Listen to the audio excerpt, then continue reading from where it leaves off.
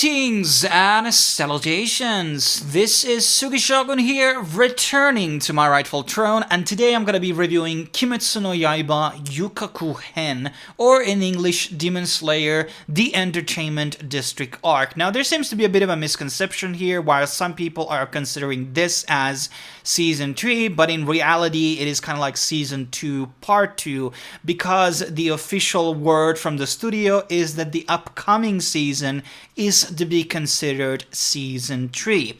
Now, this review will be just based on the Entertainment District arc, which is 11 episodes long, which was preceded by the Mugen Resha Hen, which is the Infinity Train arc, and in case you just watched the Mugen Train movie, that pretty much covers all the story that there is, in the whole arc itself. So the TV show had one extra episode, which is the first episode, which kind of goes into a bit of the prologue, what is going down before Rengoku basically boards the train. Really solid episode, which I really recommend checking out. So in case you have seen the movie, go watch the first episode of the Infinity Train arc, because I thought that was a really, really nice episode and brings a bit of a story and fleshing out a bit more of the Rengoku's character.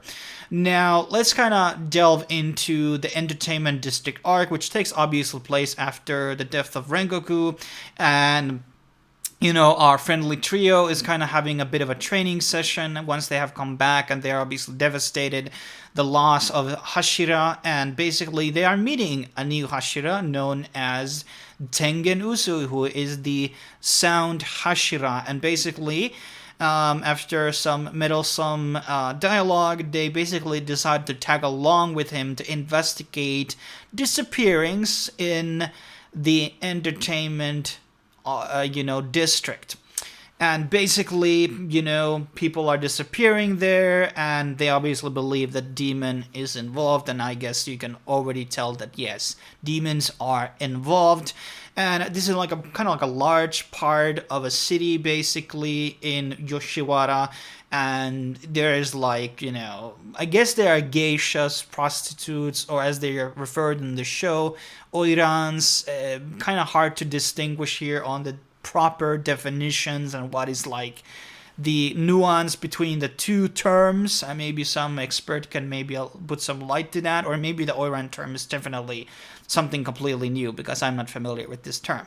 And that's pretty much like the whole premise of this 11 episode arc. And so where should we get started? So first of all, I definitely thought that this was better arc than Infinity Train, and both of these arcs were pretty action heavy. Maybe what I liked about it, I don't remember, the spider arc or whatever it was called.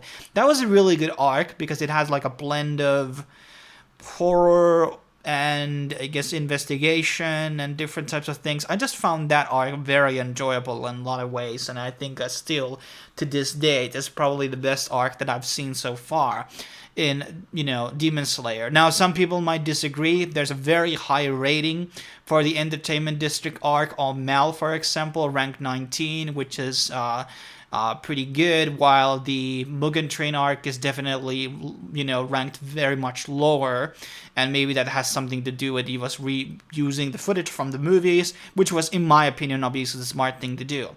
Now, the Entertainment District arc is not like really any different from Infinity Train. Like, people go in to investigate, the demons show up, and then the battle commences.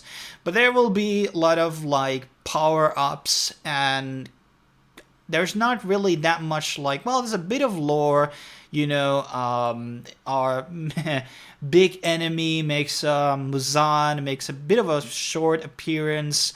And there's what I've always liked about Kimetsu no Yaiba, it does deliver sometimes pretty good twists and things you didn't really expect.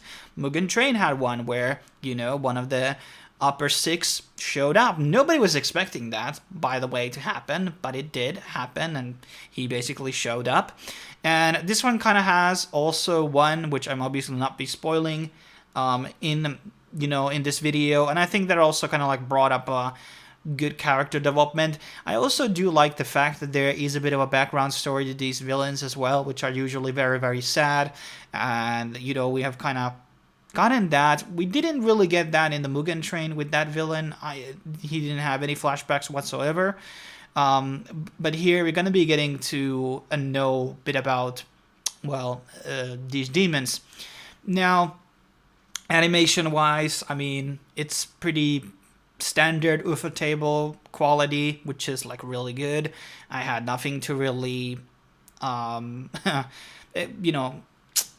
complain about that in terms of the opening theme, which was Aimer, a great artist, by the way, a lot of great tracks.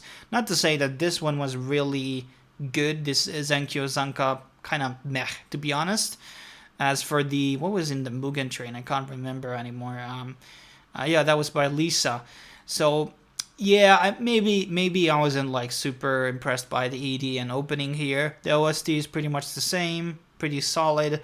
I still don't think it's really up to the level with some of the other shonen up this caliber. You have to understand that Kimetsu no Yaiba is very popular in Japan, and for a lot of reasons, because it's folklore and the visuals and everything, like artistic vibes is really resonating with the Japanese audience apparently. And it just fundamentally, like, you know, it's pretty high caliber. It's not like a very long running shonen because we are on the 7th arc and there's like 11 arcs. No, this is the 8th arc and there's like 12 arcs in total in the whole manga. So we are very far away already, and we are, you know, well, the latter arcs are a lot longer though, so that needs to be understood. But overall, like, I thought it was a solid season, and what comes to the next season, I have no idea. I'm not reading the manga yet, so I'm keeping known spoilers, but maybe it will be better. But it's still like better than the Mugen Train, but I didn't think it was best as the first season. I think the first season still like resonates, really good blend of story and lore and action, and I think these last 2 arcs has been very heavily side of the, you know, I mean, we get a bit of like Rengoku flashbacks here with his father and stuff like that, and I wish that was flushed out a bit more. Maybe could have added fillers, or maybe they were gonna be convening with each other again later on. But you know, more training arcs are not bad, or not like, I mean, they would be okay, I guess. But I don't really have much else to add here. I'm not gonna make this review any longer. Stay tuned for other reviews. I'm watching multiple types of anime at the moment and a kind of slow pace, so there's likely gonna be a lot of anime dropping out at one point of time. But sorry for delays and, you know, absence in the channel lately. But I will be seeing you guys on the next video.